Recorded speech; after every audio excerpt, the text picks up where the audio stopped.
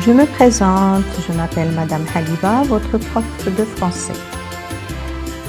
Abonnez-vous à ma chaîne, cliquez sur la clochette pour recevoir mes publications, mettez j'aime et partagez avec tout le monde, vous ne regretterez pas. Salut tout le monde, ça fait plaisir de vous retrouver. Aujourd'hui, nous avons un cours de communication. Qu'est-ce que vous voulez savoir? Comment on dit pour exprimer les sentiments? Ah ben d'accord, je serai contente de vous faire ce cours. Voyons ensemble ce que diront ces personnes pour exprimer leurs sentiments dans les situations suivantes. D'accord? On va commencer comme ça le cours d'aujourd'hui. Je serais satisfait si mes élèves profitaient bien de mes cours, car j'aime mon métier. À votre avis, qui parle? Oui, c'est ça, un enseignant. Une autre situation de communication. Personnellement, j'ai peur de ce qui pourrait arriver à notre environnement. Je m'inquiète beaucoup à cause de toutes ces pollutions. À votre avis, qui parle? Oui, ça peut être un scientifique, pourquoi pas. Passons à une autre situation de communication. Je serais contente si j'avais plus de temps à consacrer à mes enfants. Qui parle? Ben oui, c'est ça. C'est une maman ou une mère de famille. Dans ces différentes situations de communication, on exprime dans la première phrase « Je serais satisfait si mes élèves profitaient bien de mes cours car j'aime mon métier ». Dans cette phrase, l'enseignant exprime le sentiment de la satisfaction et celui de l'amour. Je serai satisfait, car j'aime. Dans la deuxième phrase, personnellement, j'ai peur de ce qui pourrait arriver à notre environnement. Je m'inquiète beaucoup à cause de toutes ces pollutions. Nous avons dit que cette phrase est prononcée par un scientifique, donc il exprime le sentiment de la peur. Personnellement, j'ai peur, mais aussi le sentiment de l'inquiétude. Je m'inquiète beaucoup. Dans la phrase 3, je serais contente si j'avais plus de temps à consacrer à mes enfants. La maman, dans cette phrase, exprime le sentiment de la joie. Je serais contente. Après ces différentes situations que je viens de proposer, je profite à ce stade de mon travail pour vous rappeler l'utilité de toute cette activité, c'est-à-dire ce cours. Voici donc les divers objectifs que vous devez atteindre à la fin de ce cours, c'est-à-dire à la fin de cette vidéo. Normalement, le premier objectif, vous devez à la fin être capable d'identifier les émotions et les connaître dans des phrases. Vous devez être capable de les nommer sur des images ou des photos ou dans différentes situations. Et 3, vous devez être capable d'exprimer ce que vous ressentez à votre tour, n'est-ce pas? Bien, ça veut dire que vous devez avoir des phrases, des expressions qui vont vous aider à vous exprimer ou à exprimer vos émotions ou vos sentiments. Alors, profitons de l'occasion pour enrichir notre vocabulaire des sentiments. Je vous propose donc de puiser dans votre mémoire pour terminer ces phrases en retrouvant le sentiment qui convient. Le mot puiser, vous ne savez pas ce que ça veut dire? Ah ben d'accord, je vais vous l'expliquer. Puiser veut dire chercher profondément. Par exemple, dans votre mémoire, Peut-être que vous avez déjà des mots, des expressions, mais ils sont enfuis tout au fond de votre mémoire. Donc on va les puiser, on va les chercher. D'accord? Bien. C'est clair? Parfait. L'élève se ronge les ongles. Il est très... À vous de terminer la phrase. Comment? Se ronge? Ah, vous ne savez pas ce que ça veut dire se ronger les ongles. Alors, se ronger les ongles, c'est arracher avec les dents la peau de ses doigts.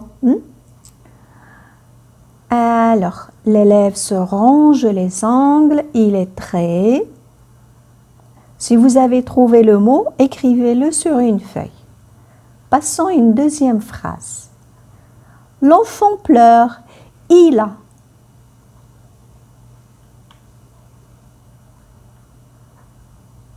Cette cliente tape du pied. Elle est... Donc à vous de trouver le sentiment et le mot qui convient. Le supporter crie. Il est en... Hein? Comment? Le supporter. Ah d'accord, j'explique. Alors le supporter, ça veut dire une personne qui encourage une équipe. Allez, allez, vous allez gagner. Ouais. C'est une personne qui encourage son équipe. On l'appelle le supporter. J'admire un très beau coucher du soleil. Je suis... À vous de terminer la phrase. Bien. Une autre phrase. Le chat s'enfuit. Il a... D'accord. Une autre phrase. Le malade pousse des gémissements. Il... À vous de terminer... Comment? Gémissement. Vous ne savez pas ce que ça veut dire? D'accord, donc je vais expliquer. Ce sont des voix ou des sons de douleur. Donc le malade pousse des sons de douleur. Après cet instant de réflexion, on remarquera qu'on peut trouver plusieurs possibilités pour chaque situation. Peut-être que vous avez trouvé une seule possibilité, vous avez trouvé plusieurs, ou alors vous n'avez trouvé aucune. Mais peu importe, parce que ce qui est important, c'est que vous fassiez l'exercice et que vous voyez la correction avec moi. Donc, voyons ensemble maintenant les réponses. L'élève se ronge les ongles. On peut dire « il est très inquiet, anxieux, troublé, angoissé, perplexe, embarrassé, soucieux, craintif, apeuré. » Ce sont tous des mots qui veulent exprimer le sentiment de la peur. Et les mots sont variés, mais au fait, le sens est le même. Pour parler de son sentiment, on a utilisé « il est inquiet ». Il est plus adjectif. Donc on peut dire à notre tour « je suis inquiet ». Bien sûr, quand c'est un homme qui parle. Quand c'est une femme qui parle, elle dira « je suis inquiète » pour exprimer le sentiment de l'inquiétude. L'enfant pleure, il a de la peine, il a du chagrin, il a de la tristesse. Donc là, on peut dire avoir de la. Hein? Avoir du, plus un an. Donc, on peut dire j'ai, à notre tour, on peut dire j'ai de la peine, j'ai du chagrin ou j'ai de la tristesse pour exprimer ce sentiment. Cette cliente tape du pied. Elle est impatiente. Donc là, pour parler de ce sentiment, on a utilisé « elle est » plus adjectif. Donc à notre tour, pour exprimer le même sentiment, on peut dire « je suis impatient quand c'est un homme qui parle ou je suis impatiente quand c'est une femme qui parle.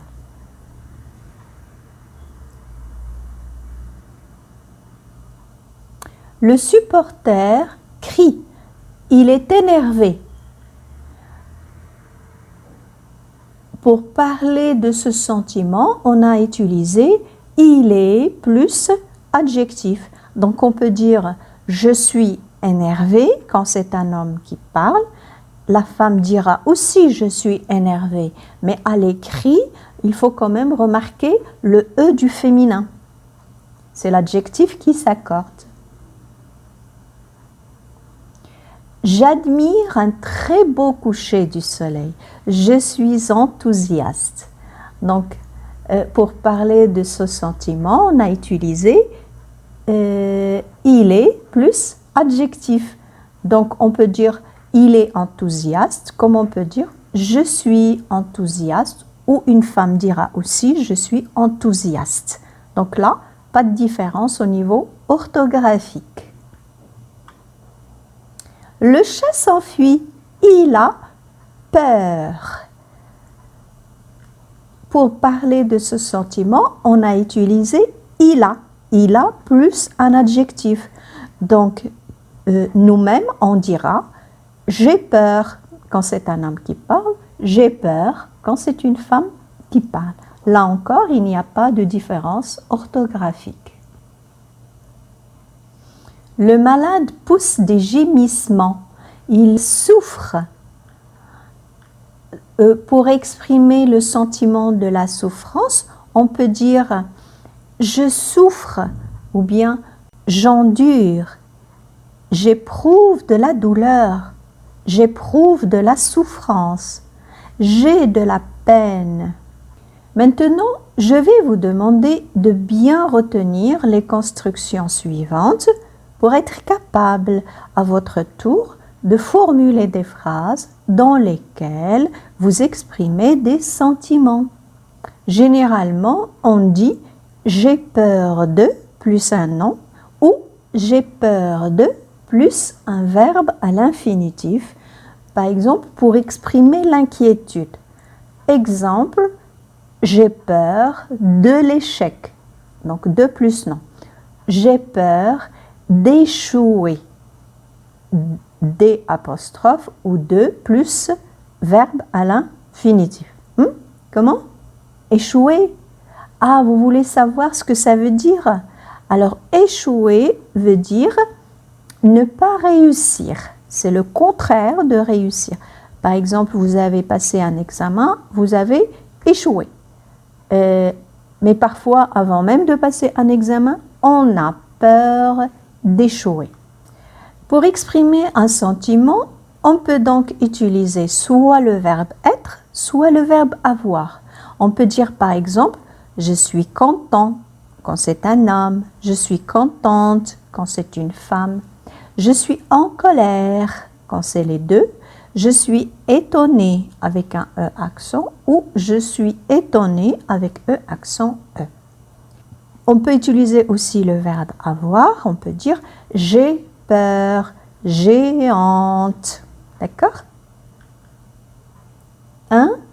Honte. Vous ne savez pas ce que ça veut dire j'ai honte. D'accord.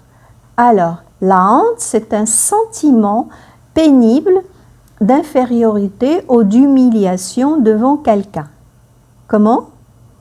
Ah, vous n'avez rien compris. Ok, je vais vous donner un exemple. Par exemple, vous êtes invité à une grande soirée, on vous offre des boissons, des limonades ou des jus, vous prenez votre verre, mais sans le faire exprès, le verre glisse de votre main et tombe. Et paf, tout le monde vous regarde. Oh là là, j'ai honte, vous avez honte. Vous vous sentez humilié devant tous ces invités-là. Voilà, donc on dit « j'ai honte ». Maintenant, c'est clair? D'accord. On va passer à autre chose. Pour exprimer la joie. Alors, quelles sont les expressions qu'on pourrait utiliser pour exprimer la joie? On pourrait dire, par exemple, « Je suis joyeux. Je suis joyeuse. Je suis ravi, plus de, plus verbe à l'infinitif. Ou je suis ravi avec E, plus de, plus verbe à l'infinitif. Par exemple, je suis ravi de faire votre connaissance, qui au fait voudrait dire tout simplement je suis heureux de faire votre connaissance.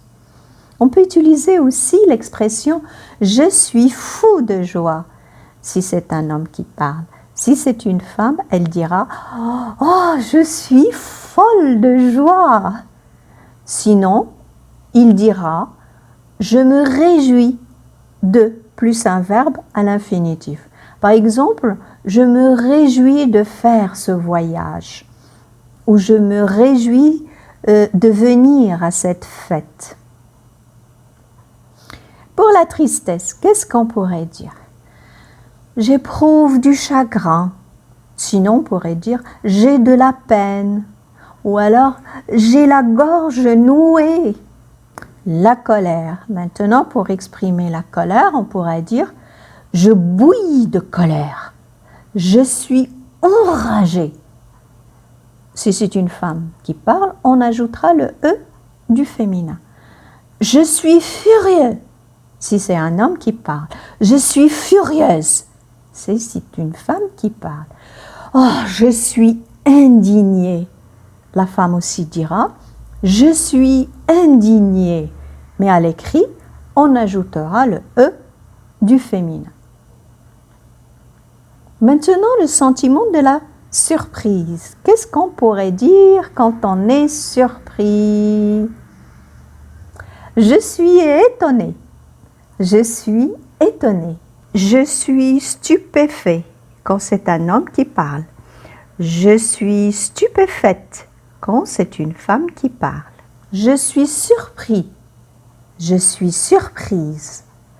Je suis frappée de stupeur.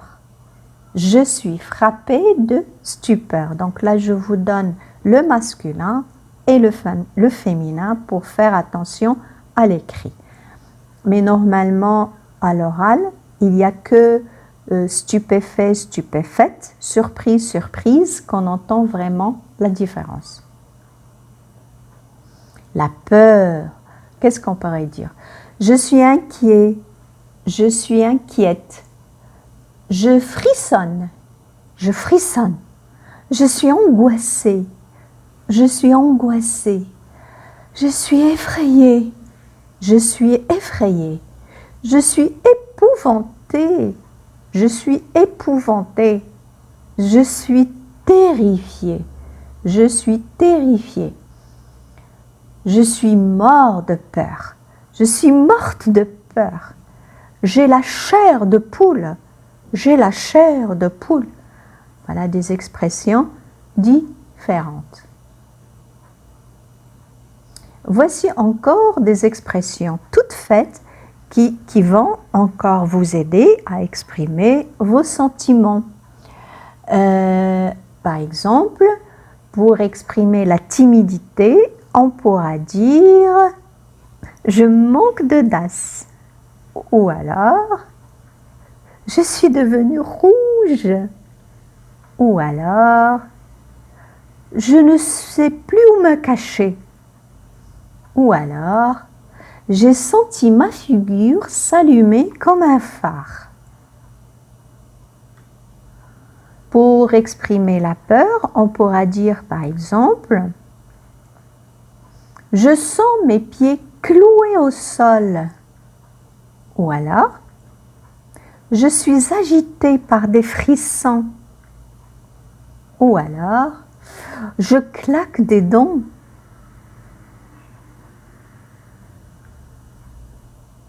Pour exprimer la joie, on pourra dire par exemple « j'ai bondi » ou « j'ai sauté de joie » ou alors « je suis aux anges » ou alors « je pleure de joie ».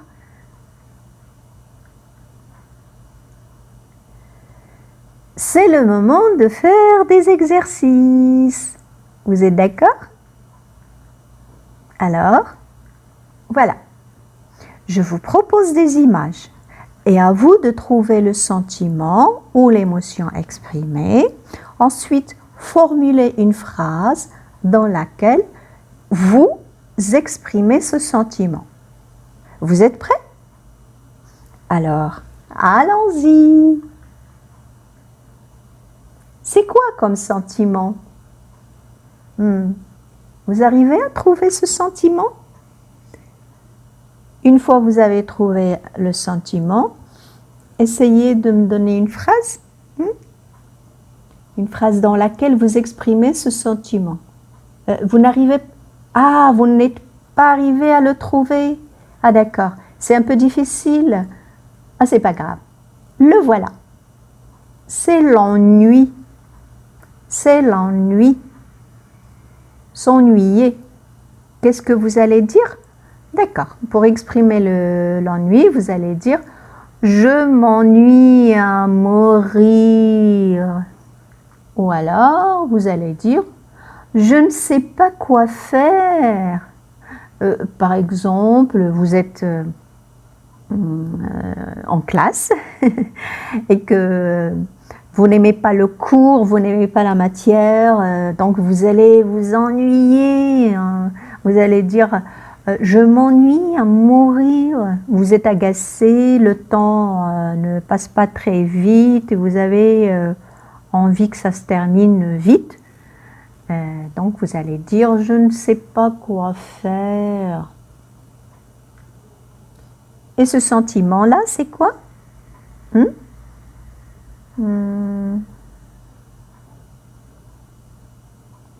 Vous avez trouvé? Vous avez trouvé la phrase?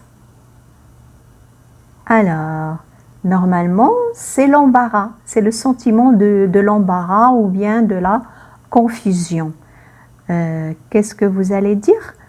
Eh bien, vous allez tout simplement dire « Je suis embarrassée ». Je suis gênée, je suis mal à l'aise, je suis confus ou je suis confuse. Ça dépend de la personne qui parle. Je ne sais pas quoi dire. Par exemple, il y a une amie qui vous a invité à son mariage, mais le jour de son mariage, vous devez être en voyage. Mais elle ne va pas comprendre ça, hein, c'est votre meilleure amie, donc vous êtes bien embarrassé, vous ne savez pas comment lui expliquer, vous êtes gêné, vous vous sentez mal à l'aise pour lui dire que je ne pourrai pas venir. Vous avez peur qu'elle prenne les choses mal. Donc, vous ne savez pas quoi dire. Voilà. Ah, un autre sentiment, celui-là, vous allez le connaître, c'est sûr. Oui, oui. Trouvez la phrase? Parfait. Eh oui, c'est la surprise et l'étonnement. Qu'est-ce que vous allez dire quand vous êtes surpris? Ben, vous allez dire, par exemple, « Oh, comme c'est curieux !» Ou alors, « Comme c'est bizarre !» Oh, quelle coïncidence! C'est impressionnant! C'est étonnant! Ou tout simplement, quelle surprise! Par exemple, vous êtes en train de faire le marché et puis tout à coup vous rencontrez une amie que vous n'avez pas vue depuis 10 ou 20 ans. En la regardant, vous êtes surpris. Alors vous lui dites « Oh, quelle coïncidence! Quelle surprise !» On passe à un autre sentiment? D'accord. Et celui-là aussi, vous allez le connaître, ça c'est sûr. Mais oui, c'est ça. Trouvez la phrase. Bien. Alors, c'est la... Oh, quand on a le visage rouge, hein, c'est la honte, n'est-ce pas? C'est la honte. La phrase qu'on pourrait dire quand on a honte, on peut dire « Oh, quelle humiliation! J'ai honte !» Ou alors « Je suis rouge de honte. Un autre sentiment.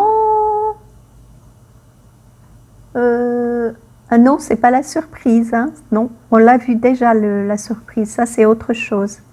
Hein, non, vous n'arrivez pas à le trouver? Eh bien, le voilà. C'est l'inquiétude. On est inquiet. D'accord? Qu'est-ce qu'on pourrait dire quand on est inquiet? Je pourrais dire, je suis très inquiet quand c'est un homme, ou bien je suis très inquiète quand c'est une femme. Je me soucie beaucoup des... Par exemple, vous avez des examens, vous allez passer des examens, vous allez dire, je me soucie beaucoup des examens. C'est quelque chose qui me tracasse. Je me fais du mauvais sang. Hein, ce sont des expressions que vous pouvez utiliser pour exprimer l'inquiétude. Et là, c'est quoi ça? C'est la peur. Alors, les phrases ou les expressions qu'on pourrait dire pour exprimer la peur. Je suis terrorisée. Je suis effrayée. Je suis épouvantée. J'ai eu une peur bleue. Vous savez ce que c'est comme sentiment? Oui, c'est le chagrin. Qu'est-ce qu'on pourrait dire quand on a du chagrin?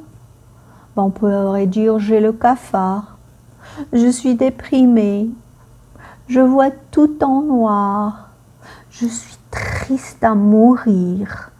Hein? Voilà. Un autre sentiment, c'est celui de la colère. Alors, qu'est-ce que vous pourrez dire quand vous êtes en colère?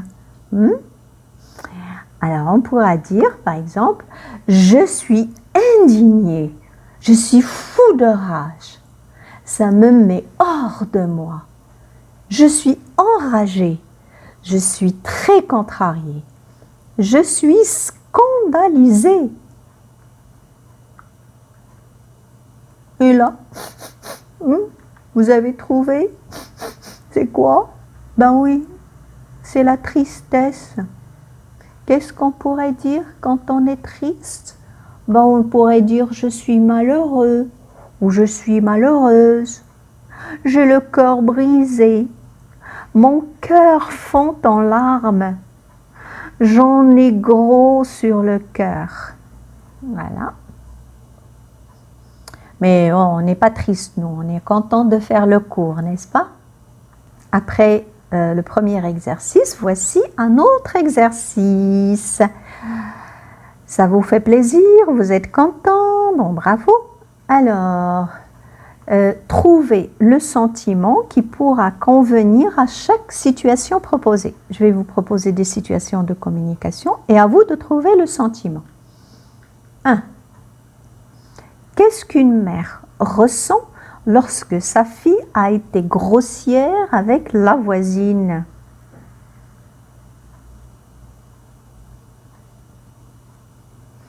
Qu'est-ce qu'une maîtresse ressentira si son élève s'abstient à répondre? S'abstient. Ah d'accord, c'est un verbe qui vient de s'abstenir. Et s'abstenir, ça veut dire ne pas agir ou bien ne rien faire. S'abstenir, c'est ne rien faire. Hein? Un élève qui ne fait rien en classe, qui ne répond pas, qui ne fait rien. Qu'est-ce qu'un enfant ressentira si pendant la nuit, il entend l'orage? Hein? L'orage, qu'est-ce que ça veut dire? Ben, l'orage, c'est une perturbation atmosphérique accompagnée d'éclairs et de tonnerres. Par exemple, en hiver, il pleut, mais en même temps, il y a des éclairs. Les éclairs, c'est les lumières qu'on voit dans le ciel. Et il y a un bruit assourdissant, c'est le tonnerre. Donc, quand il y a les éclairs, le tonnerre, et tout ça, c'est une perturbation atmosphérique qu'on appelle orage. C'est l'orage. Donc, qu'est-ce qu'un enfant ressentira si pendant la nuit, il entend l'orage? Qu'est-ce que vous ressentirez lorsque vous ne vous attendiez pas à l'arrivée de votre meilleur ami?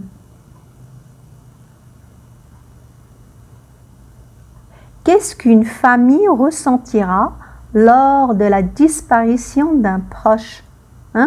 La disparition, la mort. Ça veut dire qu'un proche, quelqu'un qui fait partie de la famille, est mort. On dit aussi a disparu. C'est une façon de dire qu'il est mort.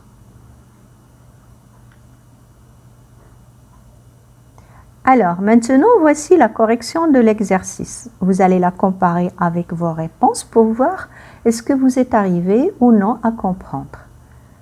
Alors, qu'est-ce qu'une mère ressent lorsque sa fille a été grossière avec la voisine? Si la fille a été grossière, ça veut dire elle a été mal élevée avec la voisine. Donc la mère ressent de la honte. Elle a honte de sa fille. Qu'est-ce qu'une maîtresse ressentira si son élève s'abstient à répondre? Elle lui pose des questions, il ne veut pas répondre. Elle ressentira de l'irritation ou bien de la colère. Qu'est-ce qu'un enfant ressentira si pendant la nuit il entend l'orage? C'est normal, il ressentira de la peur. Qu'est-ce que vous ressentirez lorsque vous ne vous attendiez pas à l'arrivée de votre meilleur ami? Vous allez ressentir de l'étonnement ou bien de la surprise. Qu'est-ce qu'une famille ressentira lors de la disparition d'un proche? Elle ressentira de la tristesse. J'espère que vous avez passé un bon moment avec votre prof et surtout que vous avez aimé ce que nous avons fait. N'oubliez pas alors de mettre j'aime et de partager. J'en serai heureuse. Sur ce, je vous dis au revoir et au prochain cours. N'oubliez pas, soyez au rendez-vous.